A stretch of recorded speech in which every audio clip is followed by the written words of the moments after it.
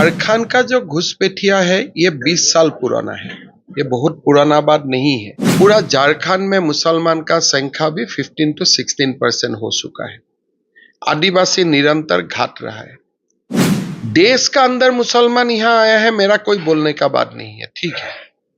लेकिन देश का बाहर से जो लोग आया है उनको तो पकड़ना हमारा राजधर्म होता है। तो कागज यहाँ दिखाना पड़ेगा सर लोगों को? नहीं, कागज दिखाना नहीं पड़ेगा, हम कागज से ही ढूंढ लेंगे। इसको ऐसे कहें जो कागज नहीं दिखाएंगे वो बांग्लादेश जाएंगे? मेरा इतना ही माल, कागज नहीं दिखाएगा बांग्लादेश नहीं जाएगा, कागज दिखाने का बार बार मौका दिया जाएगा। अब देखिए, पहले उत्पाद सिपाहियों को मार हुआ, उन्होंने कुछ नहीं किया, फिर हमने दबाव डाला, अब जाके बोला है 4 लाख रुपया दूंगा। हम बोला है 4 लाख रुपया से नहीं होगा, परिवार में एक एक नौकरी दे दीजिए। इससे पहले आपने कहा था कि 10-12 लोग कांग्रेस के संपर्क में, तो क्या अभी भी संपर्क में हो? देखिए, कांग्रेस का मैक्सिमम एमएलए मेरा संपर्क में होते हैं, लेकिन जगह नहीं है।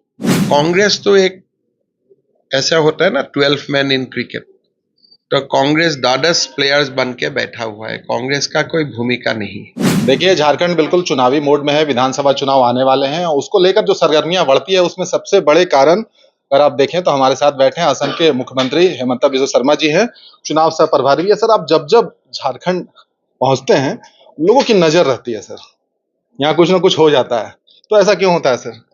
ये तो मुझको ही आपको पूछना पड़ेगा।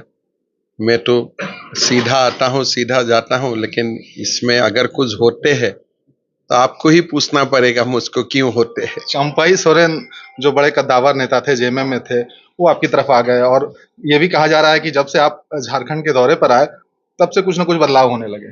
देखिए, झारखंड अभी परिवर्तन का मूड में है, और जब परिवर्तन होते हैं तो ये परिवर्तन तो चुपचाप नहीं होते हैं, परिवर्तन लाउडली होता है, परिवर्तन लोगों को दिखाई देते हैं, परिवर्तन के लिए एक वातावरण बनते हैं।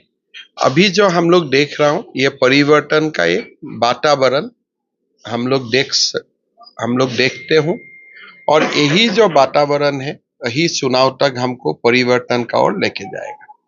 सर, कोल्हान और संथाल परगना वाली जो सीटें थी उस पे बैकफुट पे थे आप लोग 2019 के चुनाव में, क्या उसी की तैयारी है? जिस तरीके से आप लोग आक्रामक रुख अपना रहे हैं, चाहे डेमोग्राफी चेंज की बातें कर ले या फिर जो आबादी घटने की बात कर रहे हैं, बांग्लादेशी मुद्दा हो या रोहिंग्या का मुद्दा हो, तो वो क्या इसलिए आक्रामक है? देखिए, हमारा पार्टी का कोई सारे मुद्दा है जिससे चुनाव का साथ कोई संबंध नहीं होते हैं।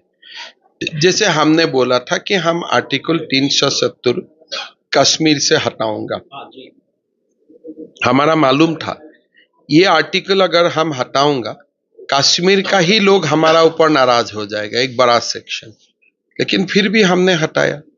तो हमारे लिए कोई मुद्दा राष्ट्र का साथ जुड़ा मुद्दा होते हैं, तब हम चुनाव में उसका फायदा मिलेगा कि फायदा नहीं मिलेगा वो नहीं देखता हूं।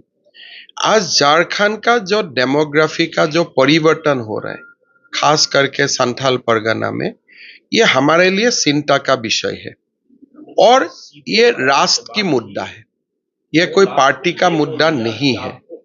तो इसीलिए ये मुद्दा हम लोग उठाया हूं और आगे भी उठाते रहूंगा, चाहे उसके लिए हमारा चुनाव में भला हो या बुरा हो। एक तरीके से ये भी है कि एनआरसी स्पेशलिस्ट आपको कहा जाएगा, क्योंकि असम में वो देखा जाता है पूरे देश का इकलौता राज्य है, झारखंड भी उधर ही बढ़ रहा है। क्या आप लोग सत्ता में आते हैं तो क्या एनआरसी लेके आ रहे हैं? देखिए, हमारा असम में समस्या बढ़ा था 1951 से, और वहां का कोई सारे वोटर लिस्ट भी हमारा पास उपलब्ध नहीं था, तो उसके लिए हमें एक एनआरसी बनाना पड़ा जहां कोई सारे लोग उसमें अपना कागज दिखाना पड़ा, और एक बहुत बड़ा एक्सरसाइज हुआ।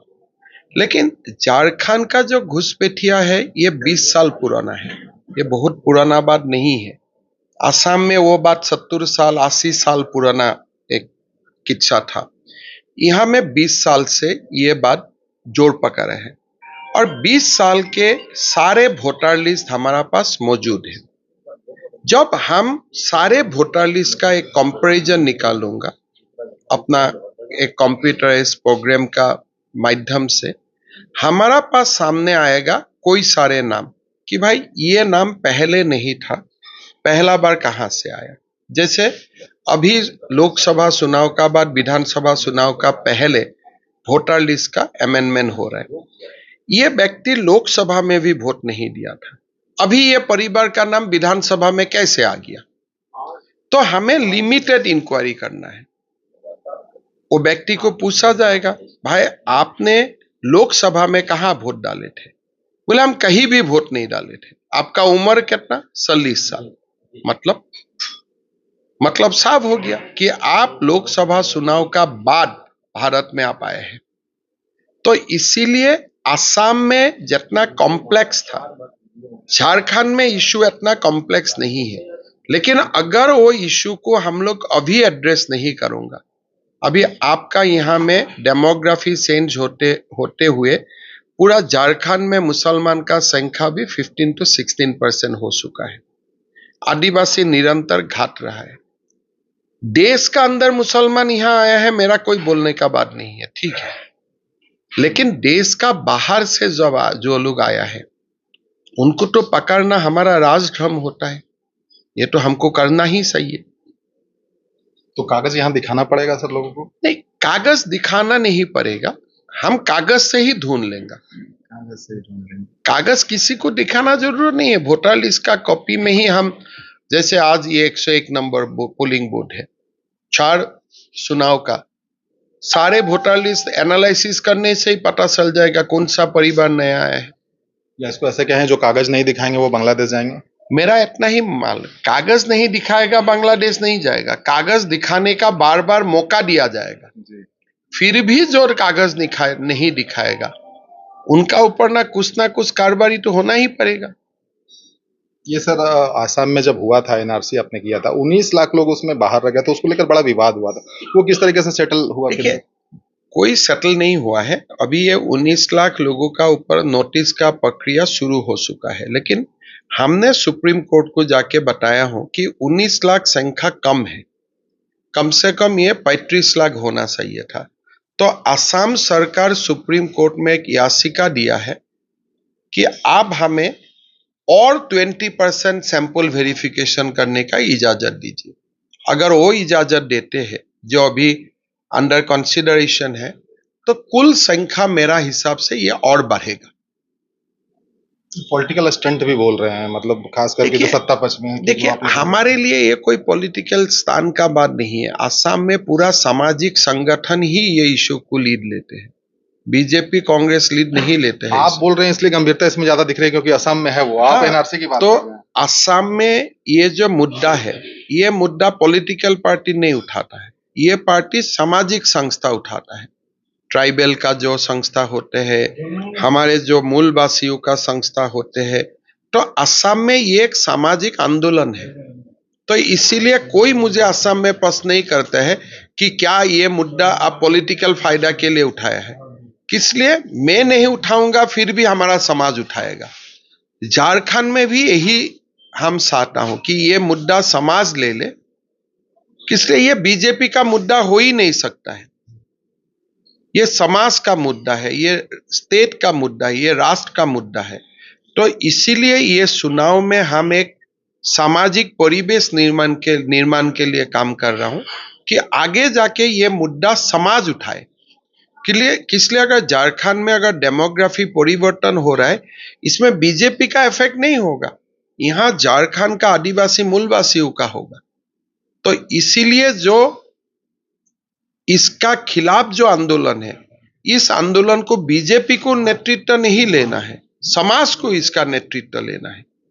परिवर्तन यात्रा में पॉजिटिवनेस दिख रहा है। देखिए, पहला बार मैं झारखंड आया था 4 महीना पहले, और आज का झारखंड में बहुत ज्यादा फर्क है।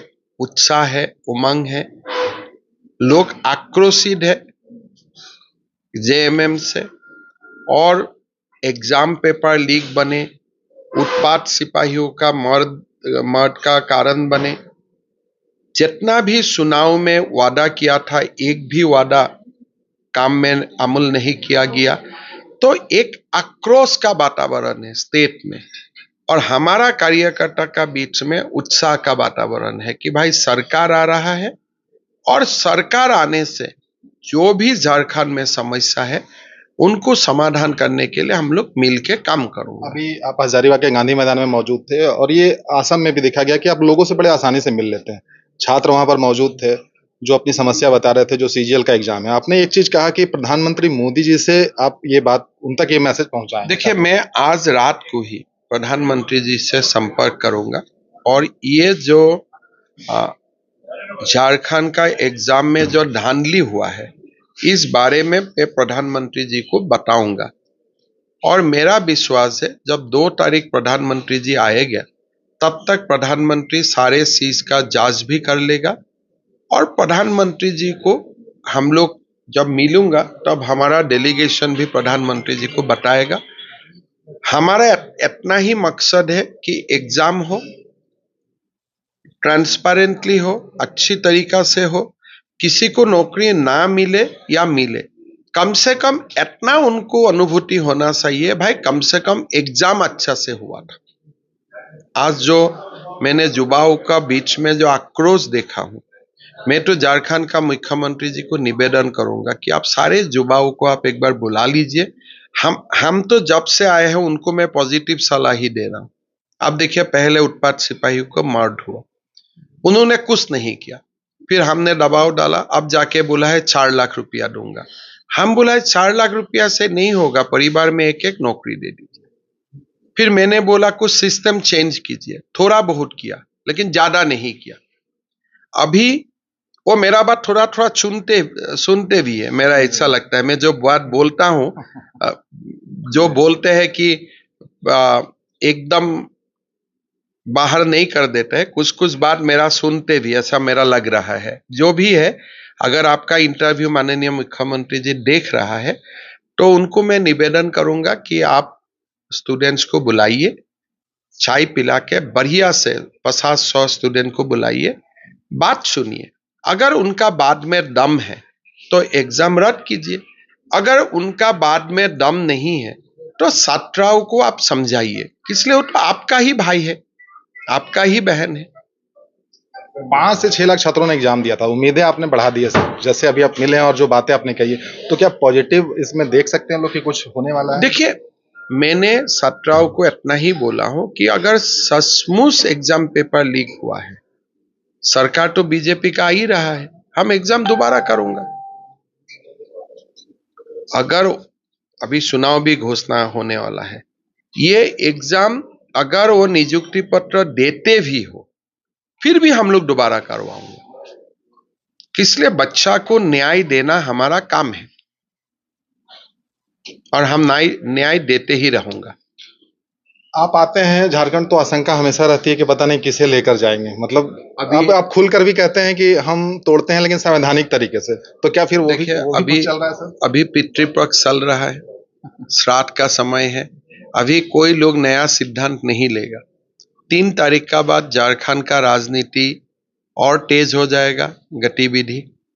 और मेरा इतना ही निवेदन है कि जो भी अच्छे लोग हैं जहां में भी है, आइए और बीजेपी में शामिल होइए। इसमें कोई छुपा के मैं नहीं बोल रहा हूं, मैं खुल के बोल रहा हूं कि आइए बीजेपी में, आइए प्रधानमंत्री जी का नेतृत्व में सब लोग मिल के हम लोग काम करते हैं। इससे पहले आपने कहा था कि 10-12 लोग कांग्रेस के संपर्क में, तो क्या अभी भी संपर्क में हो? देखिए, कांग्रेस का मैक्सिमम एमएलए मेरा संपर्क में होते हैं, लेकिन जगह नहीं है, इसलिए मैं कहां से कहां लाऊं, कि इसलिए मेरा सारे कैंडिडेट शेड हो चुका है, इसीलिए कांग्रेस के लिए जगह नहीं है, जेएमएम का 2-4 के लिए जगह है, तो देखा जाए आगे क्या होगा। कांग्रेस में ही आप रहे सर, तो किस तरीके से कांग्रेस अभी चल रही है और राहुल गांधी जी के लिए क्या? यहाँ में झारखंड में कांग्रेस बी टीम है, उनका कोई दम नहीं है। झारखंड में जो फाइट है जेएमएम बनाम बीजेपी, कांग्रेस तो एक ऐसा होता है ना 12 मैन इन क्रिकेट, तो कांग्रेस 12 प्लेयर्स बन के बैठा हुआ है, कांग्रेस का कोई भूमिका नहीं। कोल्हान और संथाल परगना में इस बार बदलाव होगी, पिछले बार 28 में 26 सीटें थी, कोल्हान 0 था सर। आप थोड़ा हमारा तरफ नजर रखिए, हम लोग बहुत कुछ कर रहा हूं, हर दिन नया नया कुछ होते ही रहा है, समाज को जोड़ने का कोशिश हो रहा है, और मेरा लगता है इस बार कोल्हान हो संथाल हो बहुत ही अच्छा परिणाम आने वाला है। इतिहास रचाएगा बीजेपी। झारखंड में काफी दिनों से है, तो यहाँ के पकवान आप खा रहे हैं सर, कैसा लग रहा है? मैं तो एक प्रकार अभी असम में मैं 2 दिन रहता तो झारखंड में 3 दिन रह रहा हूँ, तो अभी असम जाने से भी मेरा झारखंड का ही याद आते रहते हैं। क्या बातें लेकर जाते हैं, बताते हैं वहाँ के लोगों को झारखंड के बारे में, क्या बताते देखिए, असम का जो खाने है और झारखंड का जो खाना है और झारखंड का लोगों का जो रहन सहन और असम का लोगों का रहन सहन है, मूलतः एक ही है। बहुत ज्यादा आपको डिफरेंस फील नहीं होता। हम लोग भी भात खाते हैं, यहाँ भी भात चलता है, रहन सहन ड्रेस मोटा मोटी चलता है। और आपको तो मालूम ही है कि झारखंड का कम से कम 20 लाख आदिवासी लोग असम में ही रहते हैं, तो इसीलिए मुझको बहुत फर्क नहीं दिखाई देते। हैं? झारखंड बहुत पसंद आ रहा है सर आपको, बार बार आप आते हैं? एकदम 4 महीना में आते ही रहा, और बीजेपी सरकार बनेगा तो 2 महीना 3 महीना में एक बार आ ही जाऊंगा। बहुत बहुत धन्यवाद। ये सुन रहे थे आप, सारी बातें बड़ी बेबाकी से रखते हैं। हजारीबाग में मौजूद है। 2 अक्टूबर को प्रधानमंत्री नरेंद्र मोदी की यहाँ पर जो परिवर्तन यात्रा चल रही है, उसका समापन है, उसको लेकर तैयारियां चल रही थी। मौका मिला मुख्यमंत्री साहब से, जो असम के मुख्यमंत्री, उनसे बात कर रहे थे। चुनावी सह प्रभारी भी हैं और अपनी बातें खुलकर रखते हैं, चाहे एनआरसी की बातें कर ले या फिर राजनीतिक में जो तोड़ फोड़ होती है उसकी बातें कर ले। अभी भी कह रहे हैं पितृपक्ष चल रहा है, इसके बाद देखिए बहुत कुछ होने वाला है। बहुत बहुत धन्यवाद।